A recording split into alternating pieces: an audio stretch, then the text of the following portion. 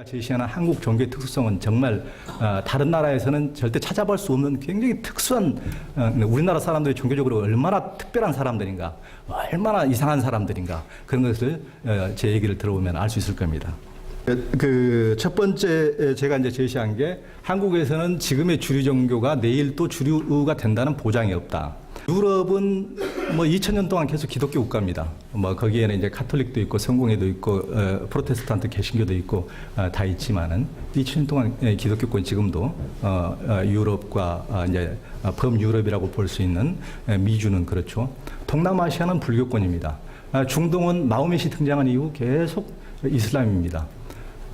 그러면 한 번 그 나라 사람들은 종교의 선택권이 없습니다.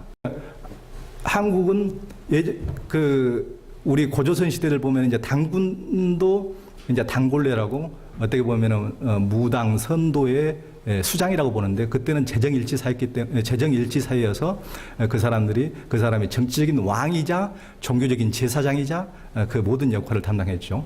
그때 당시에는 그러니까 어떤 우리의 무속사회, 무교사회라고 볼 수가 있습니다. 무교사회.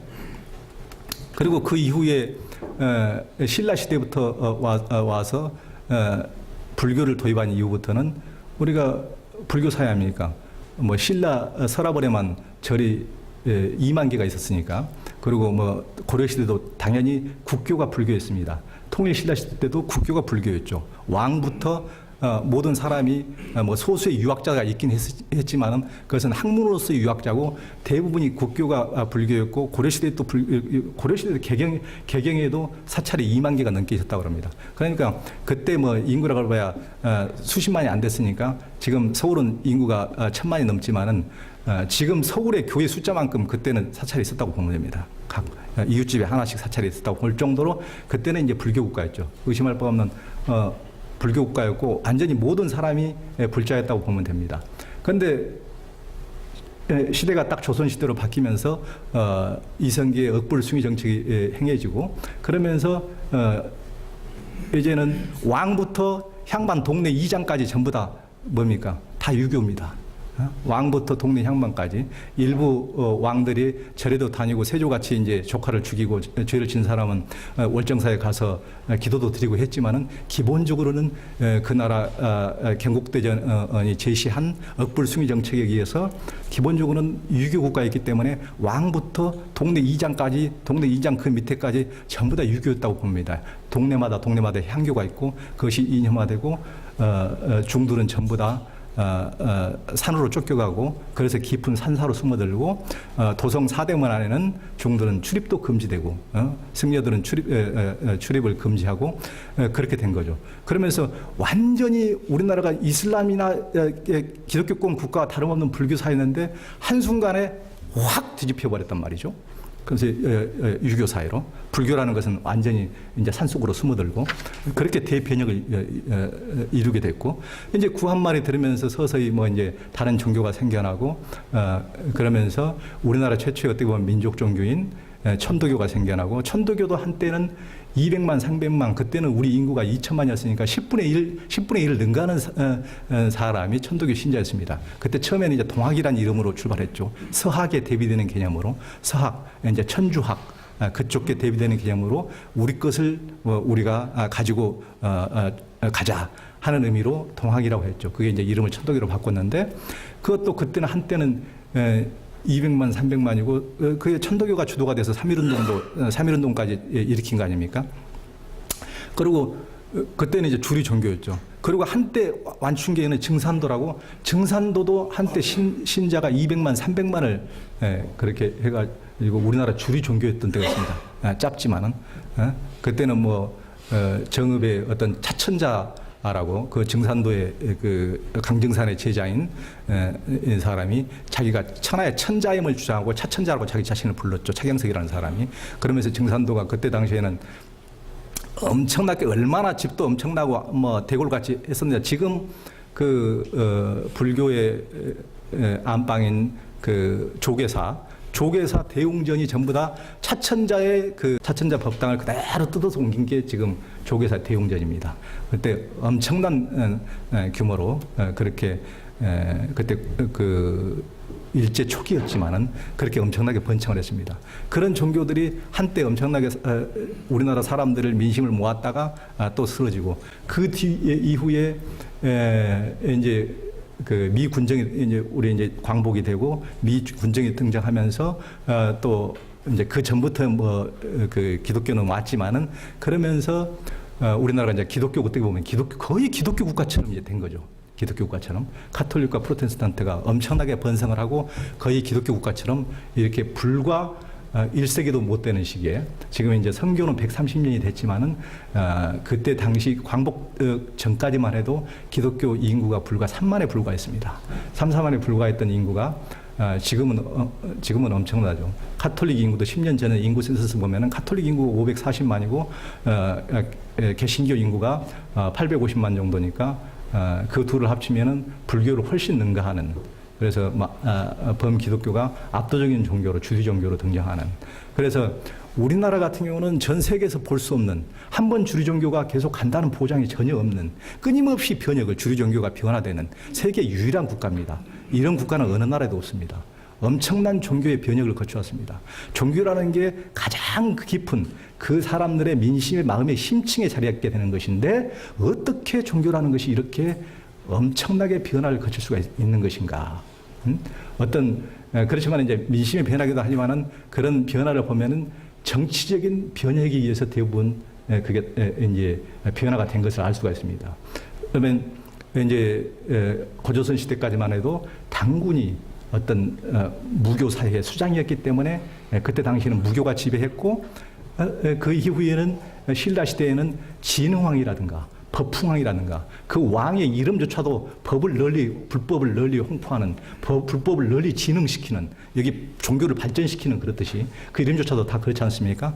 그런 식으로 전부 다 그때 당시에는 왕이 이루 말할 수 없는 깊은 불자였기 때문에 불심을 가졌던 사람이기 때문에 그때 이제 그 왕에 의해서 이제 불교가 널리 홍보가 됐고 그러면서 이제 불교 국가가 됐고 그러면서 고려 시대까지 그것이 이어졌고 조선 시대 오면은 이제 묵은 것을 없애는 것은, 가장 변화시키는 것은 어떤 종교를 변화시켜야 사람들을 민심을 변화시킬 수 있다는 것이 핵심이기 때문에 이성계나 정도전도 조선시대에 이제 이게 기존의 종교로 가지고는 사람들의 마음을 새 시대에 맞게 이렇게 변화시킬 수가 없구나 해서 종교 자체를, 아예 불교를, 기본적으로는 이성계도 개인적으로는 굉장히 불심이 있었던 사람입니다. 개인적으로 자기 개인적인 스승이 무학대사이기도 무학스님이기도 하고 그렇지만은 이 시대를, 세상을 다스리는 데 있어서는 사람들의 심층을 변화시키지 않으면 안 되겠구나 해서 새로운 이념으로 유교적 이념을 제시한 것이죠.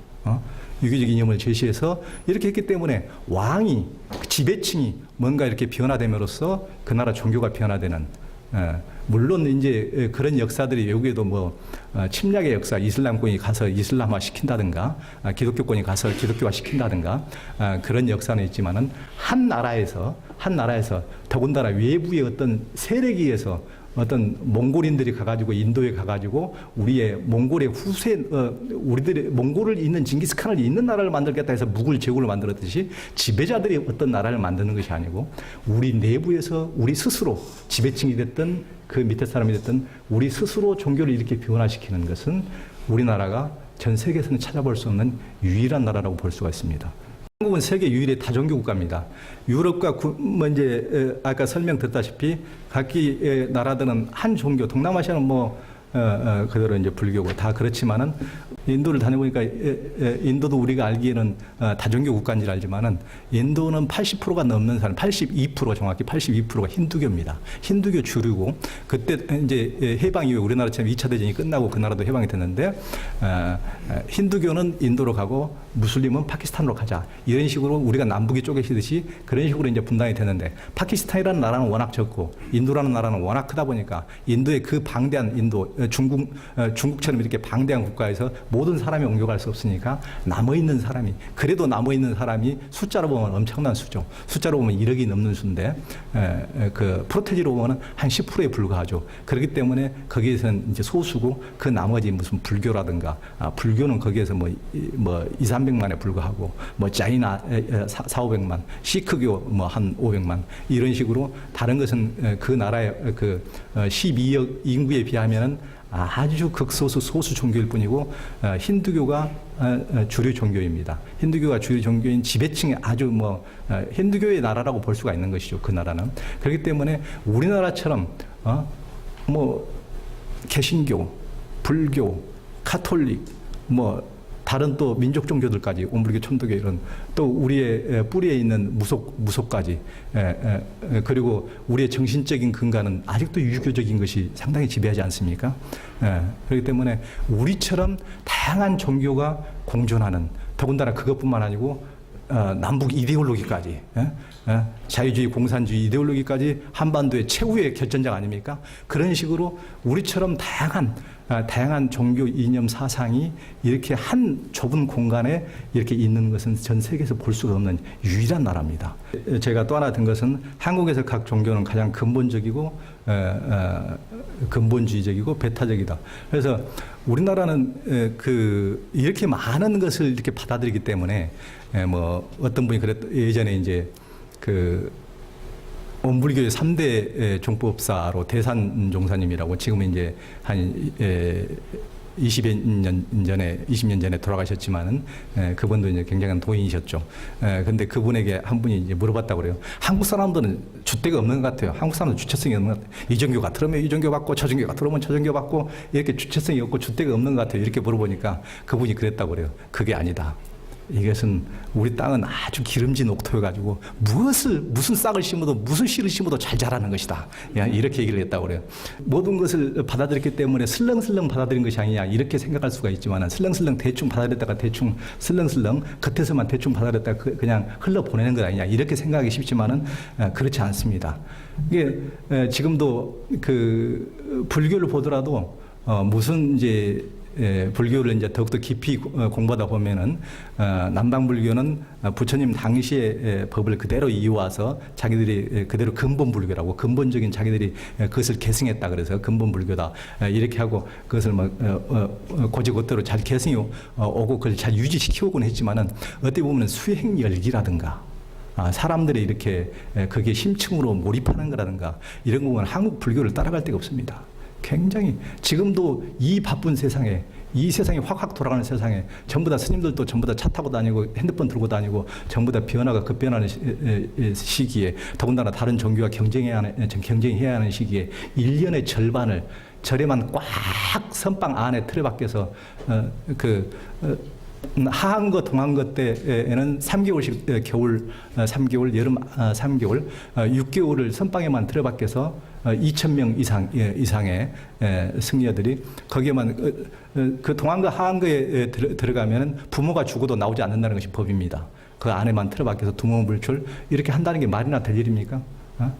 그렇게 굉장히 독특한 그런 열기를 보여준단 말이에요. 굉장히 심층으로 내면에만 아주 몰입하고 깊숙이 들어가고 그런 데는 어디도 없죠. 물론 개인적으로 더 깊숙이 수행하고 그 동굴에서 수행하는 분들도 있긴 하지만은 그 많은 대중이 많은 사람이 보편적으로 그렇게 불교가 이렇게 하는 나라는 우리나라의 아주 독특한 현상이죠.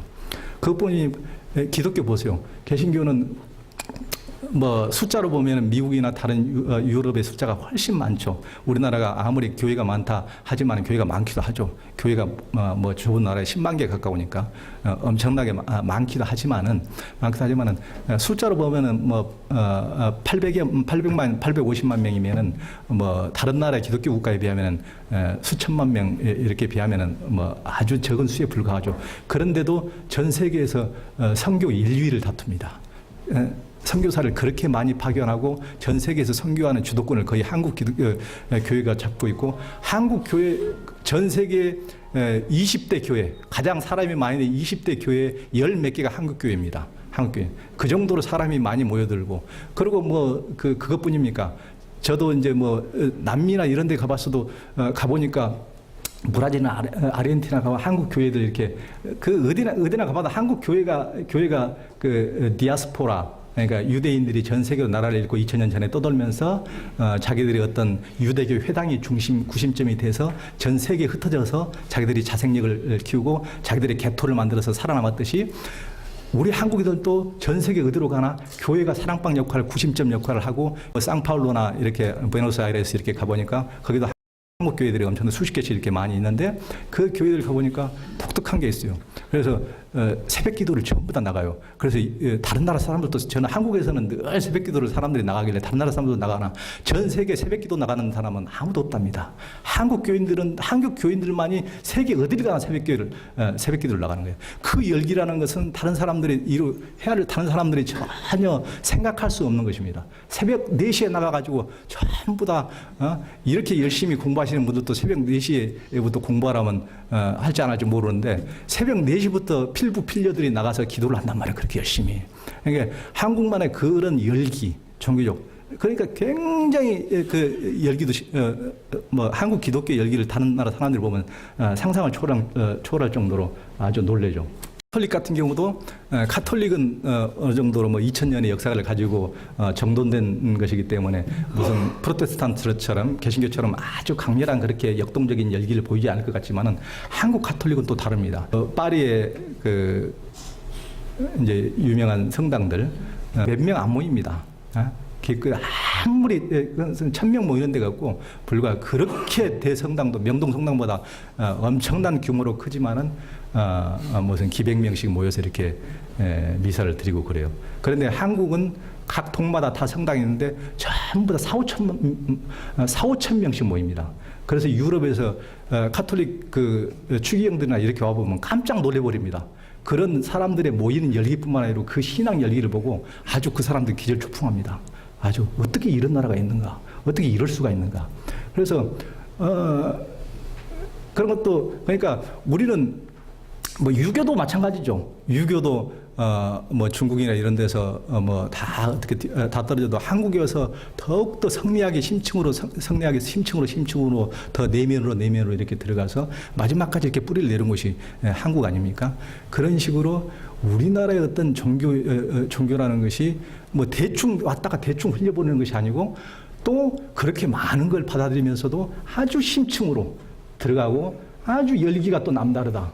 그리고 이제 한국에서는 위기 때문에 모든 종교가 민족의 이름으로 이렇게 하나로 뭉치죠. 그러니까 전 세계에서 불교가 무슨 폭력에 나서고 민족의 이름으로 이렇게 싸운 적은 없다. 불교가 대부분 다 전 세계에서 지금까지 역사적으로 전쟁을 보면 전부 다 민족 때문에 싸우고 종교 때문에 싸우는데 종교 때문에 싸우는 게 50% 이상이죠. 전부 다 그것이 이제 불쏘시개가 돼서 전쟁이 일어나고 그러는데 그런데 우리나라에서는 그 임진왜란 때 그 스님들이 더군다나 스님들이 지배층으로부터 사랑을 받는 조선으로부터 이렇게 이쁨 받는 그런 종교도 아니고 전부 다 억불 수미 정책에 불교를 억압하는 건국 이념에 의해서 산사로 다 쫓겨갔던 스님들이 물론 거기에서는 서산대사나 이런 분들이 살기 위한 불교가 살기 위한 고력지기가 있긴 있었지만은 그분들이 나라를 위한답시고 칼을 들고 나섰단 말이야. 승병 총군 대장으로 서산대사라는 사람이 서산대사 같은 분이 선승으로서 조선시대 대표적인 선승이죠. 그분의 책이 성가귀감이라는 책이 지금도 선승들 사이에서 가장 교과서로 읽히고 있는데 그분은 대표적인 선승이십니다. 수행이 그렇게 깊은 사람이 나와서 칼을 들고 일본의 왜군에 대항해서 싸웠다는 것이 참 놀라운 일이죠. 그것이 한국의 어떤 종교의 어떤 특별한 근데 한국 사회를 지배하는 것은 종교심뿐만 아니고 민족심. 그렇기 때문에 중국 주변 국가에서 유일하게 민족이 살아남은 민족이 한민족 외에는 어디가 있습니까? 만주족이고 거란족이고 여진족이고 다 사라져버리고 없잖아요. 몽고족조차도 전 세계를 제패했던 몽고족조차도 그냥 유명무실하게 이름만 남아있을 뿐이지 거의 지금 그 주변에서 거의 그 많은 나라에서 유일하게 살아남은 나라가 한국 아닙니까? 그러니까 그런 우리를 지배하는 것은 종교심과 민족애가 어떻게 보면 하나로 이렇게 가고 있다. 그렇기 때문에 민족이 위기에 처했을 때는 종교가 하나로 뭉친다. 그래서 조선시대는 유교를 이념으로 하는 조선을 그냥 불교를 핍박하는 나라였지만은 불교의 스님들조차도 민족을 구하기 위해서 동풀을 구하기 위해서 나섰다. 일제시대 때도 마찬가지죠. 일제시대 때 천도교라든가 대종교라든가 증상교라든가 우리의 민족 종교들이 숨어서 수많은 독립운동군의 뒷배를 봐주고 그렇게 도우면서 그 사람들이 어떻게 일제에 의해서 어떻게 보면은 거의 망했다고 볼 수가 있습니다. 너무나 많은 핍박을 당하고 그러면서 민족을 위해서 그렇게 많은 일을 했기 때문에 그 이후도 이제 3.1운동 때도 3.1운동이라는 게 우리의 헌법 이념에 최초에 나오는 게 3.1 정신인데 3.1운동이 민족 지도자들 독립운동가들이 33인이 모임이 아닙니다. 33인이라는 것은 그때 당시 종교 지도자들입니다. 모든 지배적인 종교 지도자들 33인입니다. 민족 대표 33인. 33인 중에서 대표 33인 손병희는 그때 당시에 3.1운동을 주도했던 천도교의 교주입니다. 3대 교주. 3대 교주입니다. 그때 당시에 이제 천도교가 15명, 기독교는 뭐 장로교, 침례교, 감신교 이렇게 많이 교파가 흘러있기 때문에 그런 사람들 다 모으고 하다 보니까 16명이 됐고, 이제 수적으로는 기독교가 그때는 소수였지만은 16명이 됐고, 불교가 2명이 됐고, 유교는 그 이후에 33명이고 48명에 포함되어 있습니다. 그때 당시 33명에 3명에는 포함이 안 됐지만은, 그때 당시에 이제 지배적인 종교 지도자들이 같이 모여서 우리 민족을 위해서 함께 우리 민심을 동원해서 한번 뒤집어 보자. 독립을 한번 이뤄보자. 그래서 했던 게 그게 이제 민족 지도자들입니다. 그분들이 이제 종교 지도자들입니다. 종교 지도자들이 함께 전혀 다른 종교 지도자들이 모여서 이렇게 민족이라는 이름으로 모여서 함께 한 것이죠. 그러니까 다른 나라에서는 상상할 수 없는 것이죠. 그 다른 종교 때문에 다 싸우는데 내 종교 때문에 전부 다 사람을 죽이고 전부 다 전쟁을 하는데 다른 종교하고 손을 잡는다? 민족이건 뭘 위해서라도 다른 종교하고 이렇게 함께 힘을 합쳐서 일한다? 이런 것은 다른 데서는 상상하기 어려운 일이죠. 한국만의 독특한 특성입니다. 그때 당시에도 예를 들면은 그 기독교 그 이후에 이제 초기에는 그 기독교 선각자들이 그 민족 정신을 가진 선각자들이 많이 있었지만은 그 이후에 이제 북미에서 들어온 것은 근본주의적인 기독교. 그래서 굉장히 복음주의적인 기독교. 그래서 다른 것 사회적인 문제, 사회적인 고통은 외면하고 무조건 예수님 말씀을 선포하고 선교만 해라.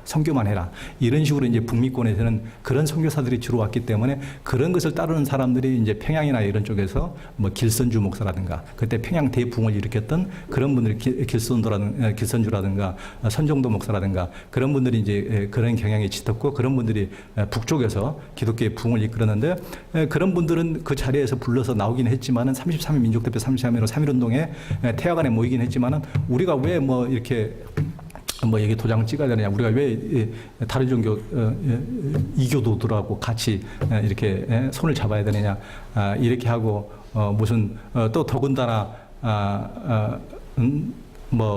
우리가 제일 기독교 서양에서 최고인 종교인 기독교가 제일 첫 줄에 나와야지 왜 이교도인 무슨 손병희가 앞에 서고 우리는 그 뒤에 이렇게 이름을 써야 되느냐, 33인 서명할 때도 이렇게 해야 되느냐, 이런 식으로 이제 반발을 했을 때 그 오산학교 설립자인 남강 이승훈 선생 같은 데는 뭐 대단하신 분이죠. 함석헌이가 가장 존경했던 분이니까 남강 이승훈 같은 사람은 이제 같은 목사들한테 일가를 하죠. 그 야이놈들아, 천국은 무슨 놈의 천국? 나라 잃은 놈들이 지금 나라 있고 지금이 지옥인데 무슨 놈의 천국 타령이냐?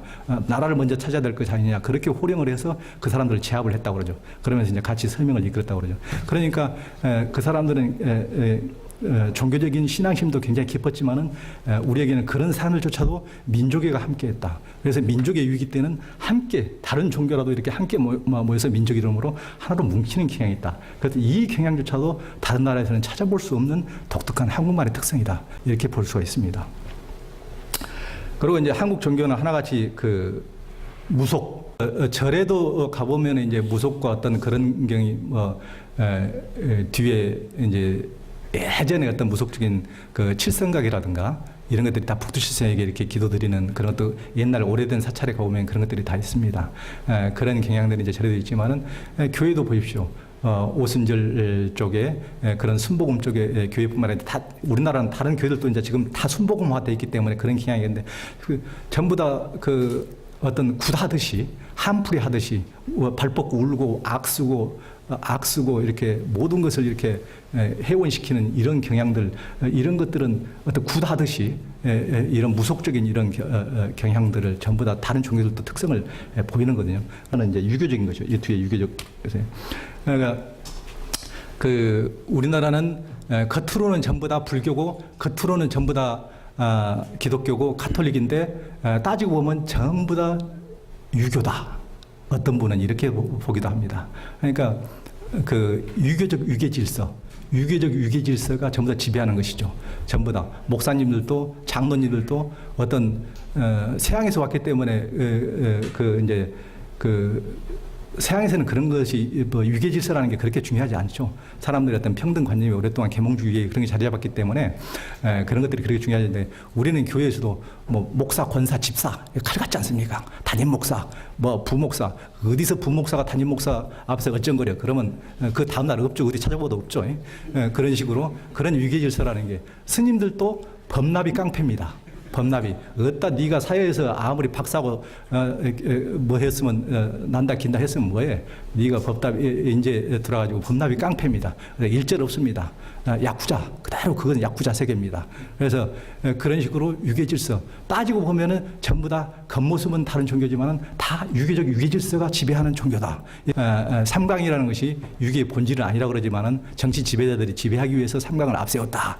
이렇게 이제 합니다만은 이제 그런 형식주의가 지배해서 우리도 뭐 이게 불교 같은 것도 보면은 어디 인도에서 성지순례를 한다. 그러면 거기에는 뭐 티베트 불교도 오고 남방 불교도 오고 사람들이 수많은 태국 사람도 오고 미얀마 사람도 오고 티베트 사람들도 많은 사람들이 같이 순례를 하고 꼬라를 돌고 탑 주변을 돕니다. 그러면 예를 들면 탑 주변을 돈다. 그러면 그 나라 사람들은 자기 수행에 그냥 자기 내면에 충실할 뿐입니다. 조용히 자기 내면을 성찰하면서 꼬라를 돌지만은 한국인들은 안 그렇습니다. 옆에 스님이 다니면 스님한테 절해야 돼요. 저기다 계속 절하느라고 전혀 자기 내면을 돌아볼 틈이 없어요. 그러면 스님한테 절하면 어따 저 싸가지 없는 것 이렇게 해가지고 이제 일절 없죠. 이제 그런 식으로 그러니까 본질은 어디로 가버리고 유교적 권위주의와 어떤 그런 것들이 지배하는 게 있단 말이죠. 그래서 종교는 각기 형태는 다르지만은 내면을 보면은 전부 다 유교적 권위주의가 하나의 전부 다 이 사람들은 유교적 권위주의 속에서 틀 속에서 사는 하나의 신자일 뿐이다. 이렇게 보기도 합니다. 그래서 그것도 한국 종교 굉장히 특성이죠. 이 나라 한국만에 가진 주요 종교들의 이제 장점과 단점을 한번 이제 열거를 해봤습니다. 이건 뭐 이제 저의 관점이니까 뭐 이것을 뭐 기본적으로 객관적으로 증명됐다 이렇게 볼 수는 없지만은 저희가 이제 종교 그런 전문 기자를 20년 가까이 했기 때문에 제 관점에서 한번 이제 한국 종교의 특수성을 바라보는 관점에서 한번 이제 이렇게 살펴봤습니다.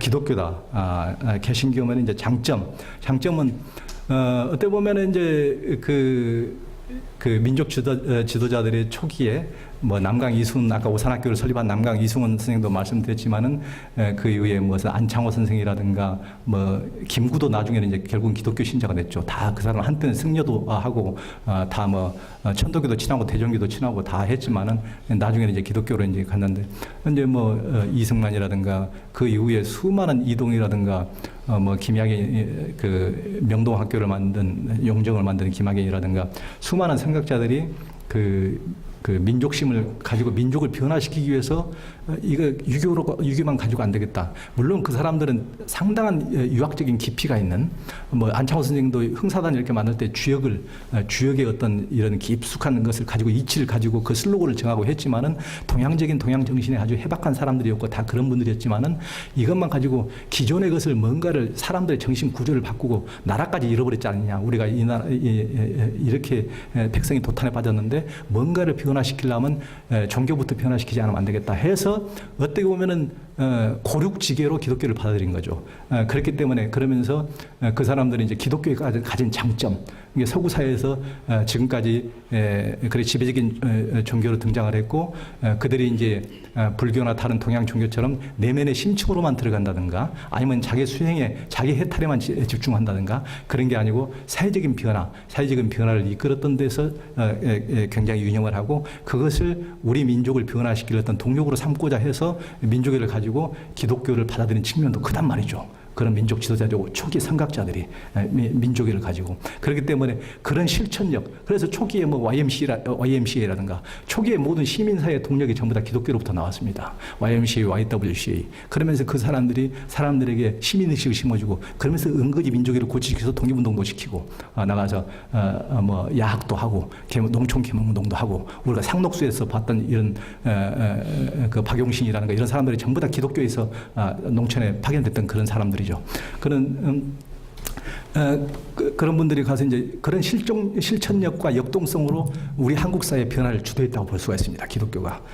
그리고 이제 아까 말씀드렸지만은 전 세계 한인 교회들이 해외 이준 한인들은 한국 교회들이 그런 사랑방 역할을, 구심점 역할을 했죠. 그런 역할을 해서 기독교가 가진 게 전 세계 지금 우리나라가 산업 여군들이 전 세계에 가 있고, 다른 것도 저도 이제 세계 많이 돌아다녀 보면 깜짝 놀랍니다. 어떤 이렇게 소도시 아프리카 이렇게 조그마한 도시까지 한국 사람들이 몇 명씩 수십 명씩 와가지고 전부 다 장사를 하고 일을 하고 사진관을 하고 편의점을 하고 이렇게 살고 있는가, 정말 깜짝 놀라고, 여기서 한국에서도 먹고 살기 힘든데 여기서까지 이렇게 삶을 개척해가면서 살아가는 걸 보고 한국인들 대단하다.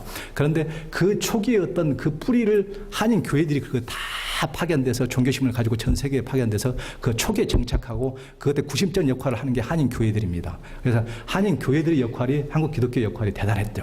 초기에 전 세계 산업 여군들이 가기 전에 한국 기독교 선교사들이 먼저 갔다고 보면 됩니다. 그래서 굉장히 기독교가 가진 우리 민족 내부에서는 역동성과 어떤 시민사회의 변화를 이끌고 사람들의 내면의 어떤 새로운 깊은 변화, 유교적, 불교적 어떤 그런 변화에서 어떤 낡은 폐풍을 휩쓸어버리고 새로운 것을 어떤 불어넣고 서구적인 신진 사상을 불어넣었다. 이렇게 내부에서는 그렇게 볼 수 있고, 밖에 나가서는 그런 식으로 굉장히 전초기지 역할을 했고, 구심적 역할하고 사랑방 역할을 했다. 이렇게 볼 수가 있습니다.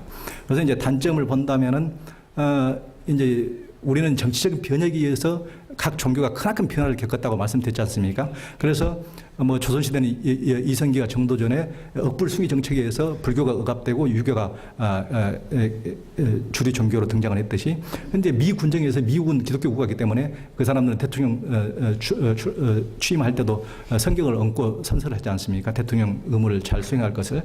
지금도 이제 그런 국가이기 때문에 우리가 미국의 지배를 받는 미군정 시대부터 어떻게 보면 기독교적인 아주 특혜를 줬기 때문에 그때 이후로 이제 기독교가 이 나라에서 엄청난 성장, 전 세계에서 유례를 찾아볼 수 없는 엄청난 성장을 하게 됩니다. 그래서 이제 그런 정치적인 변화, 정치적인 남북 분단 상황을 이용해서 남한에서 미군의 영향력, 미군이라는 것은 남한에서 그 이후로 지대한 영향을 행사했기 때문에 미군의 영향력, 그 하에서 기독교라는 것이 엄청난 성장을 했고, 거의 기독교 국가가 되다시피 이렇게 했기 때문에 이 사람들은 정치적인 다른 변화를 원치 않습니다. 남북 화해라든가 통일이라든가 이런 것을 원치 않아요. 그러니까 우리나라는 기본적으로 종교심뿐만 아니라 민족애가 있다고 그렇지 않습니까? 큰 흐름에 우리 내면에 민족애가 있는데, 그 사람들에게는 독특하게 민족애보다는 이제 종교의 생존이 훨씬 더 중요한 문제가 됐기 때문에 그런 민족적인 화합이나 화해를 원치 않습니다. 그렇기 때문에 정치적인 변화가 되면은 또 어떤 주류 종교가 어떤 변화를 겪을지도 모르기 때문에 그런 것을 원치 않아요.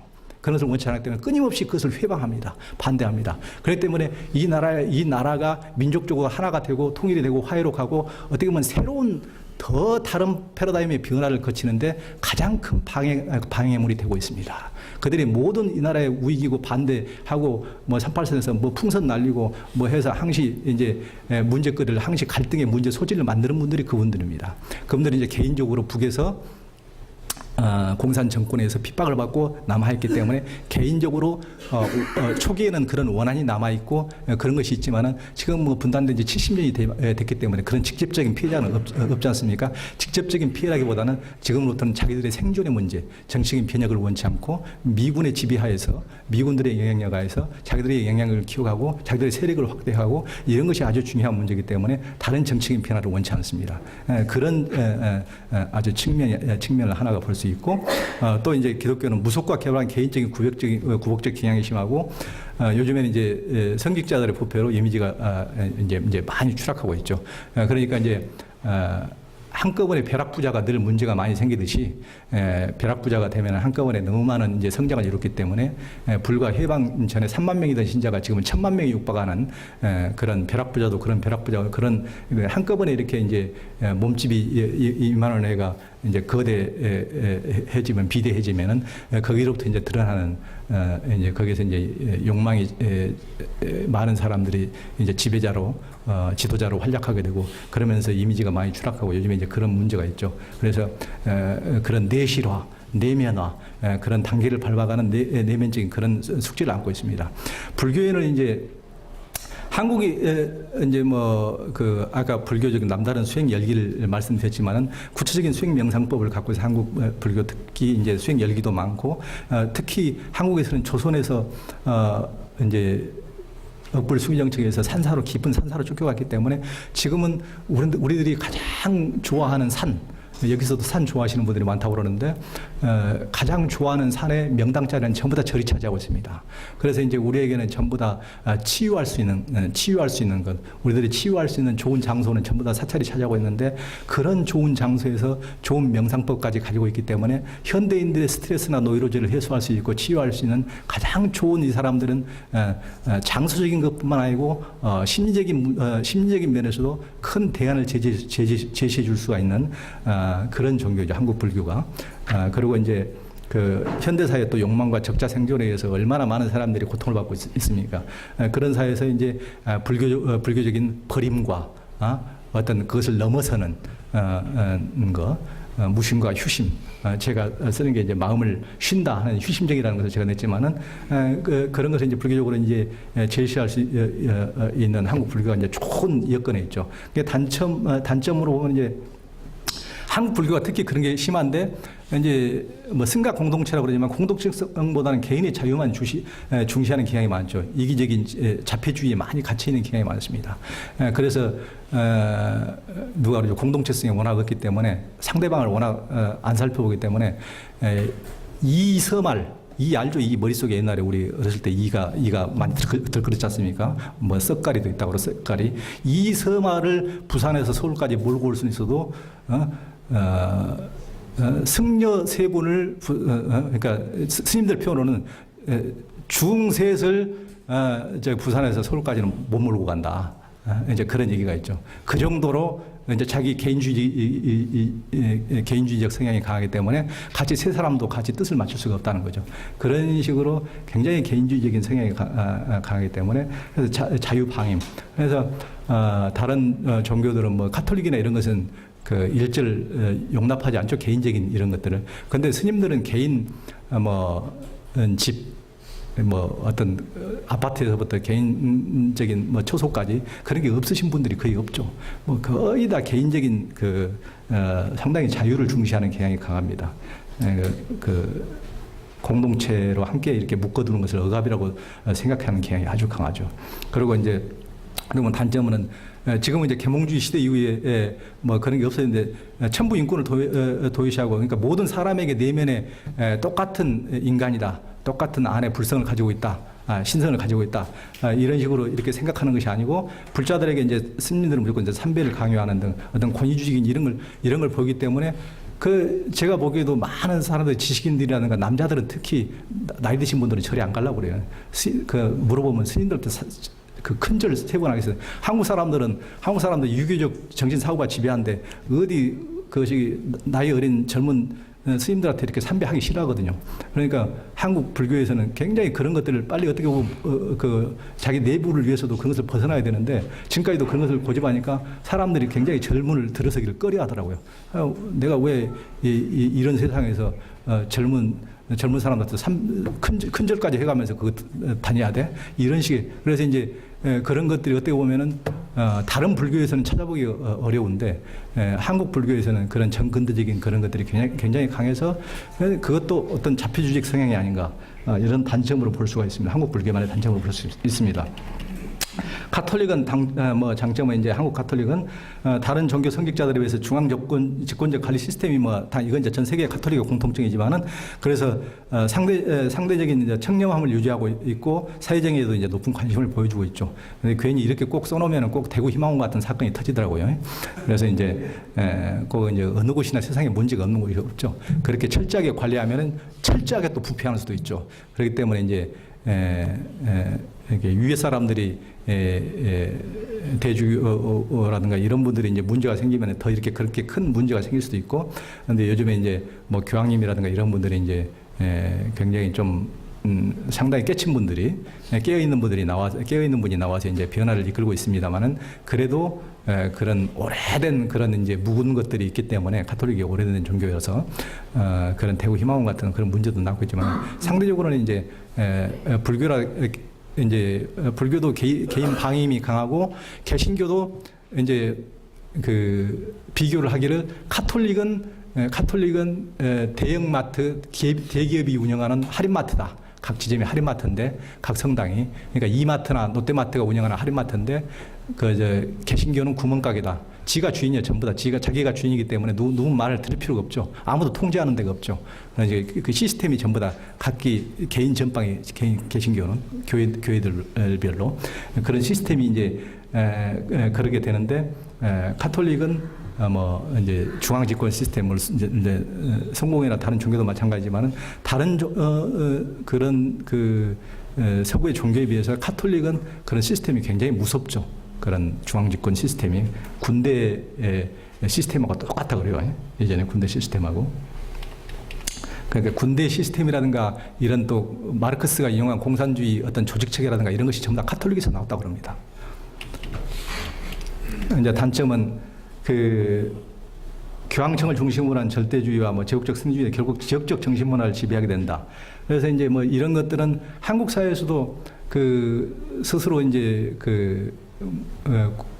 이제 조선 후기 때부터 정약용이라든가 정약용 삼형제도 대천지 아니었습니까? 그런 분들이 이제 깨어서 가톨릭을 받아들이고 이렇게 이제 어떻게 보면은 한국적인 정신과 전맥을 시켜서 정약용 같은 사람은 전맥을 시켜서 새로운 것을 정착시키려 했지만은 아직도 전혀 한국 가톨릭이 한국에 온 이제 200년, 300년이 됐지만은 전혀 이제 한국적인 것과 전혀 전맥이 되고 있지 못하죠. 어떻게 보면 그런 면에서는 성공이만 또 훨씬 더 못한 것 같아요. 한국적인 것과 전맥이 되는 측면에서는 그런 측면이 없죠. 그래서 이제 그러니까 가톨릭은 그러니까 지금도 자기들의 가톨릭은 기본적으로 자기들의 조국은 바티칸입니다. 가톨릭인들의 성직자들의 조국은 한국 정부가 아니고 바티칸이기 때문에 그러니까 거기에 이제 충성하고 거기서부터 이제 제국적 선교 전략에 의해서 이렇게 하기 때문에 한국적인 것을 받아들이고 같이 유통하고 해통하기보다는 그런 식으로 그런 제국적 선교 전략주의 때문에 우리 문화와 같이 회통하고 융통하고 화해하는 이런 측면들이 좀 약하다.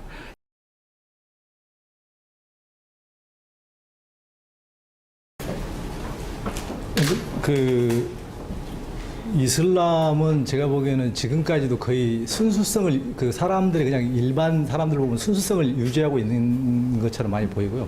가령 예를 들면은 이제 기독교인들도 예루살렘 같은데 성지순례를 많이 갈 텐데 그런데도 이제 그런데 가보면은 무슬림들이 팔레스타인족들이 하층민들이기 때문에 운전기사나 이런 분들은 전부 다 팔레스타인들입니다.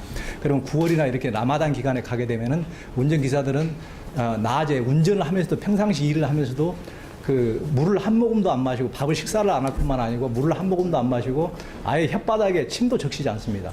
그런 식으로 삶과 어떻게 보면 신앙이 일치된 삶을 보이고 있는데 제가 보기에는 이제 그 아까 말씀드렸다시피 기독교는 콘스탄틴 이후에 지배층의 종교가 되면서 먹고 살만하면서 세상에 부족한 게 없어지면서 이제 기독교라는 것은 우리의 이런 어떤 종교라는 것은 삶의 액세서리가 됐지 내 삶의 주축이 됐다기보다는 삶의 액세서리가 된 게 아닌가 이런 생각이 들었고 그들에게는 아직도 어떻게 보면은 가장 신앙과 이런 것들이 분리되지 않고 지켜온 게 무슬림이 아닌가. 그리고 물론 동남아시아 불교권도 마찬가지죠. 그렇기 때문에 동남아시아라는 나라가 지금은 이제 좀 더 낫지만 얼마나 못 삽니까? 기독교 국가에 비해서. 아무리 잘 살고 아무리 빵을 줘봐야 기독교를 개종하지 않잖아요.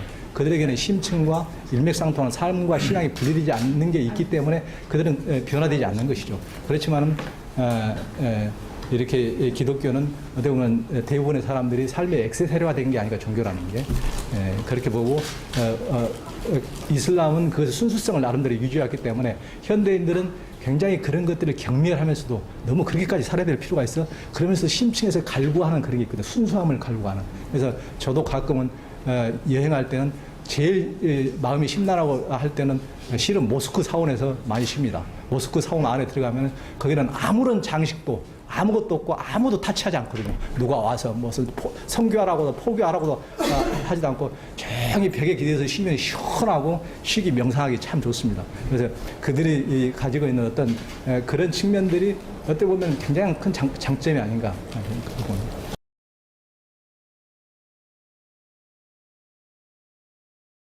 근데 모든 종교가 들어와서 이렇게 나름대로 정착한 것은 틀림없는 지금 객관적인 사실이고요. 한국이라는 것이 다른 나라에서는 있을 수 없는 현상이 벌어지는 것은 객관적인 사실이고, 그런데 이제 그게 그 어떤 정치적인 것과 결합돼 우리는 정치적인 변혁에 의해서 그 주류 종교가 끊임없이 변화되지 않습니까? 그렇기 때문에 정치에 굉장히 종교가 민감한 것도 사실이고 정치적인 것과 인벌브된 것도 사실이고, 그렇지만 또 심층으로 들어가서 수행에만 전념하거나 자기 기도에만 전념하는 근본주의적 경향도 아주 강하고 열기도 강하고, 그래서 다층적인 측면을 보긴 해야 되는데요.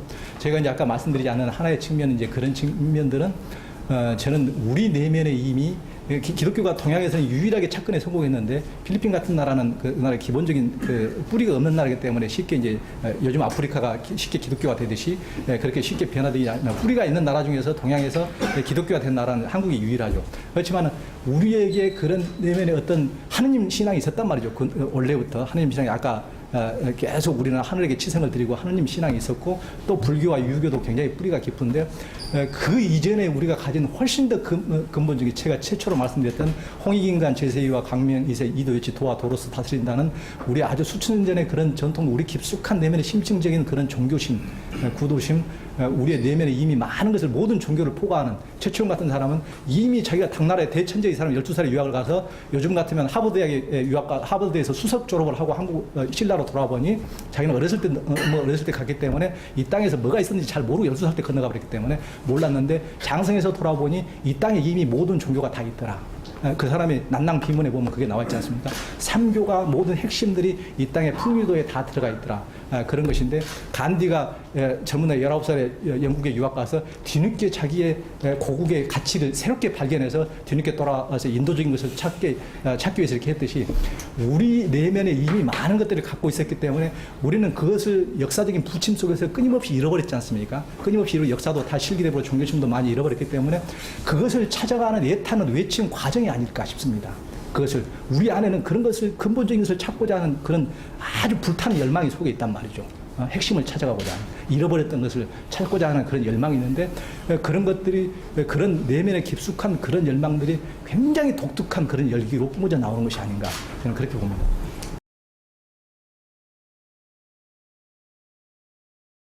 제가 처음에 출발할 때 종교라는 것은 실은 좋은 마음을 나누는 게 아닐까 제가 그렇게 출발을 했거든요. 그러니까 우리의 좋은 마음들을 서로 나누는 게 아닐까. 결국은 우리 깊숙이 보면은 이 세상은 선만 있는 것도 아니고 악만 있는 것도 아니고 선만을 고집하면은 히틀러 같은 절대주의자가 되는 거죠. 그러니까 크메르루즈 200만을 죽인 폴포트 같은 사람도 채식주의자고 순수한 수도자 같은 삶을 살아왔던 사람인데 어떤 선만을 너무 절대시하고 해도 그건 문제가 많지만 선도 있고 악도 있고 이 세상에 공존하고 모든 것이 다 더불어 살고 모기도 살고 파리도 살고 같이 사는 것이 세상이고 그래서 다 인정하고 다 해야 되지만은 그러면서도 우리는 좋은 마음을 나누면서 결국은 선의를 확장해 가는 거 선의를 다 확장해 가는 것이 아닌가 그렇게 봅니다.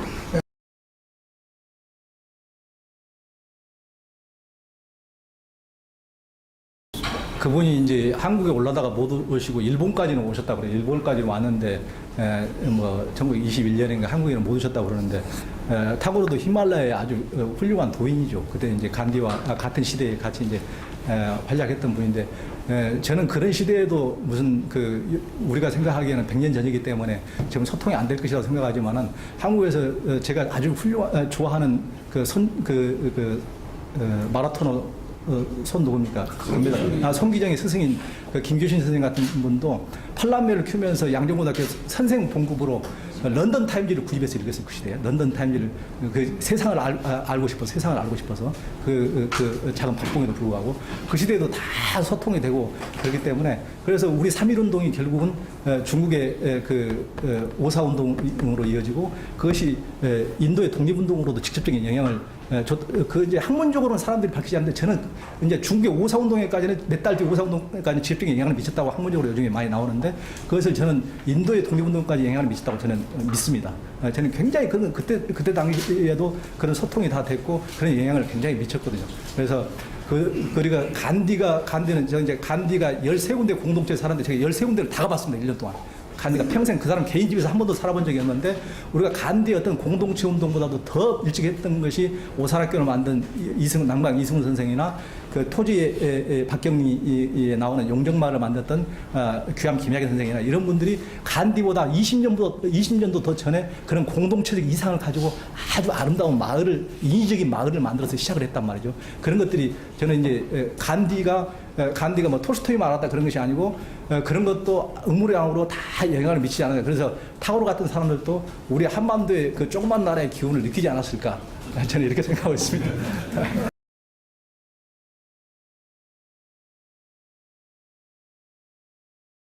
우리는 이제 그 표층적인 거, 정치적인 거라든가 이런 것만 보고 우리가 전부 다 양극단으로 서로 치닫는데 우리는 서로 아까 말씀드렸듯이 뭐 음과 양이 만나거나 이렇게 만나면 똑같은 것이 극과 극이 되는 것이 아니고 제3의 것을 낳거든요. 부부가 만나도 새끼 보면은 전혀 다른 놈이 나왔듯이 이게 어떻게 누구 닮아서 이 모양이냐 하듯이 전혀 다른 게 나오듯이 이렇게 똑같이 이렇게 서로가 만나도 남녀가 만나도 똑같은 게 나오진 않거든요. 제3자가 나오기 때문에 이렇게 서로 만나면서 회통되면서 우리 고대 풍류도 아닙니까? 바람이 불면은 우리가 이제 바람 난다고 하는 바람이 불면은 새로운 싹이 나오듯이 우리가 전혀 다른 것이 나올 수 있기 때문에 남북에서도 많은 사람들이 전부 다 기존의 틀에 기존의 담론에 갇혀 있지 말고 새로운 것을 이렇게 자꾸 만나고 새로운 것을 이렇게 서로 얘기하고 회통하다 보면은 전혀 다른 것이 나와서 이 세상의 문명을 바꿀 수 있는 것이 여기서 나올 수 있단 말이죠. 그래서 우리 어떤 종교심을 가진 사람들이 그런 좀 트인 생각을 해서 열린 마음으로 좀 만나고 대화하고 이런 마음을 가져야 되는 것이